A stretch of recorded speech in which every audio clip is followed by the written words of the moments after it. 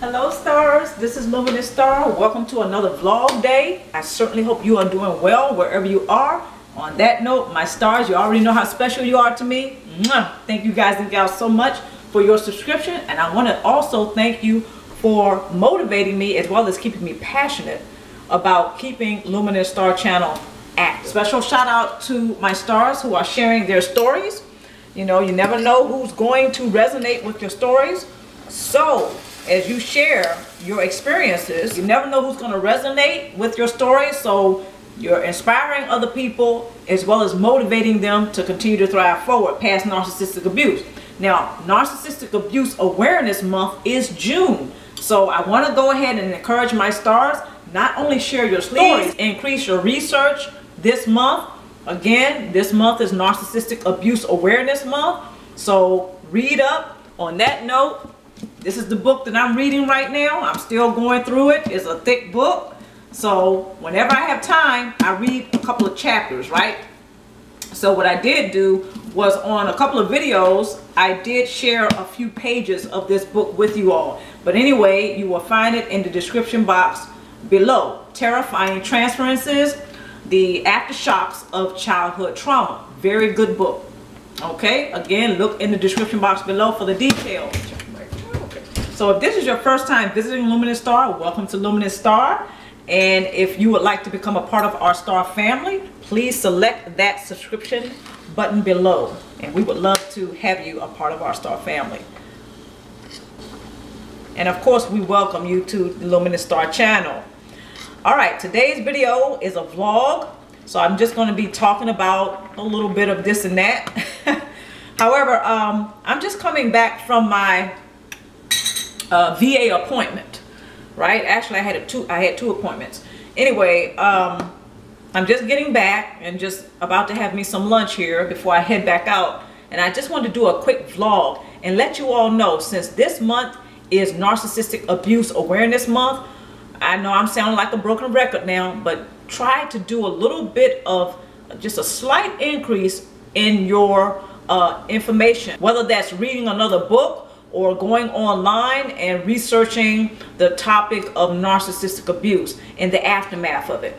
You know, and speaking of such, when I was reading this book here, one of the things that I did learn is that so many people who have childhood trauma, now that trauma can be due to narcissistic abuse or not. But since we're talking about narcissistic abuse, let's just say the childhood trauma is due to the child facing high adversity. Okay, now a lot of my stars know that I just recently did a couple of live streams about that, and I did a couple of videos about that very topic. So being that childhood trauma is, you know, the result of facing high adversity as a child, such as narcissistic abuse, one of the things that happens is that when this person goes to a counselor or a therapist or a life coach, one of the things that is, I mean, this is a snag that a lot of us hit, or a brick wall that a lot of us hit, and that is the trust issue. Okay, now I know some of you might be saying, okay, a lot of people have trust issues. No. People who have the background in childhood trauma, especially when it comes to narcissistic abuse, yeah, it's a little bit deeper than that. Because even people who prove to be trustworthy, sometimes they are not even trust, such as the life coach, such as the counselor, such as the mentor. These people probably over a course of 5 to 10 years have proven to be trustworthy to the person who has childhood trauma. But no, to no avail. That person is not going to be trusted very much, even after 5 to 10 years. Okay, so the point that I'm making is a lot of people who, the point that I'm making is there are some who have childhood trauma, and it's a little bit deeper. You know, the trust issue just is a little bit deeper because the narcissist or cluster B personality or the parent who was mistreating that person, right? What has happened is that during the grooming process, that person has been taught to think and feel a particular way, to perceive a particular way, not only themselves, but other people. They have been groomed to fear healthy relationships. So anyone who is trustworthy, anyone who has proven to be trustworthy, and we could be talking about 5 years or more, right? And this person has been consistent with being trustworthy. However, the person who has a background with childhood trauma, and they may have narcissistic parents, well, again, the trust issue goes a lot deeper. So even when people have proven to be trustworthy, it's still going to be extra challenging to trust.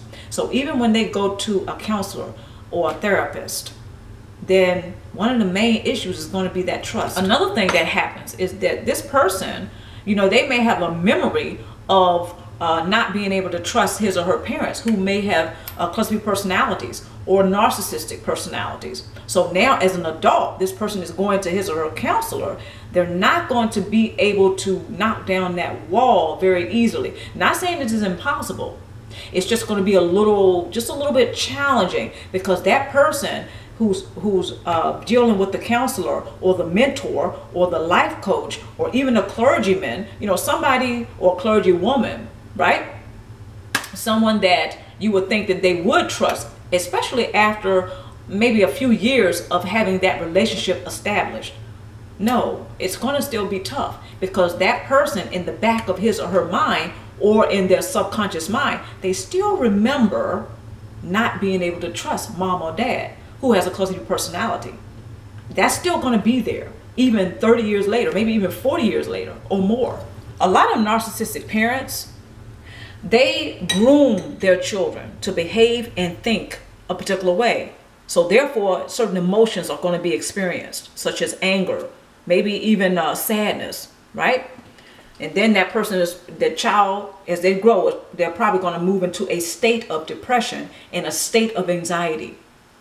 Anyway, what happens is that due to the grooming process, the narcissist and a cluster B personality parent has taught their child to fear people and don't trust people who are not the narcissistic parents. This is where it gets a little twisted. The narcissistic parents, they're doing a lot of things and they're saying a lot of things that proves that they're not trustworthy. The child internalizes that. In the subconscious mind of the child, somehow they know not to trust mom and dad, but they want to trust mom and dad because that's mom and dad. There's a connection. There's a strong connection, maybe even trauma bonding.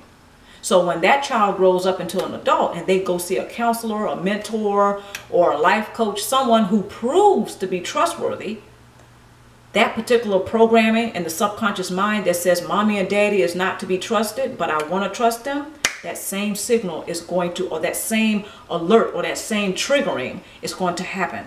That same message in the subconscious mind will be alerted. So therefore, the person who goes to a counselor, who has childhood trauma, who has narcissistic parents, anyone in their personal life who proves to be trustworthy, who proves to themselves to be able to have a healthy relationship with him or her, right? They're going to be pushed away. I know it's kind of twisted how that happens, but it usually happens. Not all the time, but a lot of the time it happens because we gravitate towards what's familiar. I just wanted to share with you all what I have learned from just reading that book, Terrifying Transferences. And this is some of the things that I've already, basically some of the things that I learned from the book, I pretty much already experienced myself, such as going to somebody who has proven to me to be trustworthy, but it was very difficult for me to trust him or her, right? So there were times that I put up a wall. There were times that I would distance myself from that person, even though they were trustworthy and we could have had a healthy relationship, right? So thank goodness some people did understand my plight, okay? But anyway, that's another video. So I just wanted to share with you all what I read in that book. Again, Terrifying Transferences. And so anyway, you can find it in the description box below. But I found out there are a lot of people who have childhood trauma. The person who has narcissistic parents, they're still having a hard time trusting. So that creates a barrier from having a healthy relationship. And it could even create a barrier from having an effective support base. You know, that person, they can go to a counselor and sometimes they're triggered because it's like they want to trust the counselor, they want to trust the therapist, they want to trust the life coach, they want to trust the mentor or the clergy, right? They want to, but they kind of remind them of the parents that it was found they should not trust. So that's what's in the child's subconscious mind. It's very conflicting. Like, I want to trust mommy and daddy, but I should trust mommy and daddy, but I can't, right? So when this is the same thing that's triggered whenever that child grows up into an adult and they're going to see someone who proves to be trustworthy, like a counselor, like a mentor. They hit that same brick wall, and it's very difficult to knock it down, but it's not impossible. It takes work. So I just wanted to point that out because, you know, some people who have narcissistic parents and they wonder why they continue to sabotage having healthy relationships, whether professional or personally, you know, professional relationships or personal relationships. Why do they keep hitting that brick wall? Like, okay, I know that this person is trustworthy, but I'm having a difficult time trusting them, so I'm pushing them away. Okay, so I just wanted to point that out. I also wanted to point this out because there's a lot of us that don't realize how common this is among the group who has parents who are narcissists or cluster B personalities. It is very common. So I hope I am giving you some kind of news today that will help lift that weight off your shoulders and to help you to realize that you are not by yourself. June is Narcissistic Awareness Month. Please increase, and this is just a suggestion again, increase your research. Matter of fact, read this book if you're not reading it already, right? And I've done a couple of videos, actually 2 or 3. It might have been 3 or 4 videos about that particular book, suggesting to read that book. I'm reading it. I'm learning a lot. However, that book is reminding me of some of the things I've already experienced, such as what I just stated. You know, going to see somebody, or not only just that, but in my personal life, someone showing me that they're trustworthy, but it was very difficult for me to, you know, work through the trust issue in order to have a healthy relationship with a person who is nothing like the cluster B personality that I was dealing with. Okay, so I just wanted to point that out because, again, this is very common, but a lot of us don't realize it. And I also want you all, if you would, research CPT. It's in the description box below. It's called cognitive processing therapy. It's something like self-regulatory processing. And, you know, there's some similarities, but there's some differences. Look in the description box below for self-regulatory processing and also cognitive processing therapy. All right, so this has a lot to do with what I'm talking about here. You know, when the narcissistic parent or the cluster B personality parent grooms their child to not trust anyone, even if they're trustworthy. The narcissist wants that child or those children all to themselves for the narcissistic supply. So anybody, when that child grows up, they're going to see a lot of other people as a threat, even though those people are not a threat. They may be able to have a healthy relationship with that person, right? But the narcissist has taught their own children to not trust anyone other than them. Okay, which is kind of, you know, again, it's a little bit twisted because the narcissist and cluster B personality parents, they're showing that they're not trustworthy. Yet the children, due to a strong connection or trauma bonding, they know it's not best to trust mommy and daddy. Okay, because of all of the shenanigans, all of the tactics for narcissistic supply that he or she has suffered as a child. On the other hand, due to the strong bond or to the tight pull that they have for their parents, right? Which is natural. Parent-child relationships are natural. Unfortunately, narcissistic parents, they kind of murk it up. Okay? They ruin the childhood. They ruin the child and parent relationship. So on one hand, the child, they want to trust their parents. They want to trust other people. So on one hand, the child, again, they're being groomed and taught to trust somebody like the narcissist who is not trustworthy. Okay, and at the same time, the programming is you should trust mommy and daddy, right? So again, the thought is you should trust the mentor. You should trust the life coach. You should trust the therapist. I hope that's starting to make sense because that same particular programming that's in the subconscious mind doesn't leave that child. So when they become an adult child of the narcissist, right? Now they're adults, right? That particular programming, it doesn't leave. Matter of fact, it often gets triggered. So whenever, this is also why a lot of us continue to invest in dysfunctional relationship no matter how hard we try not to, because it's familiar to us. The grooming process from the narcissistic parents is only trust me, even though I'm not trustworthy. Trust me and don't, push other people away who really love you, who really care about you, because they're not me. This is what the narcissistic parent says through their actions to the child. And the child internalizes that. They pick that up. And so when they go out to other people who are trustworthy, it's going to be very hard. It's going to be very difficult to have that relationship.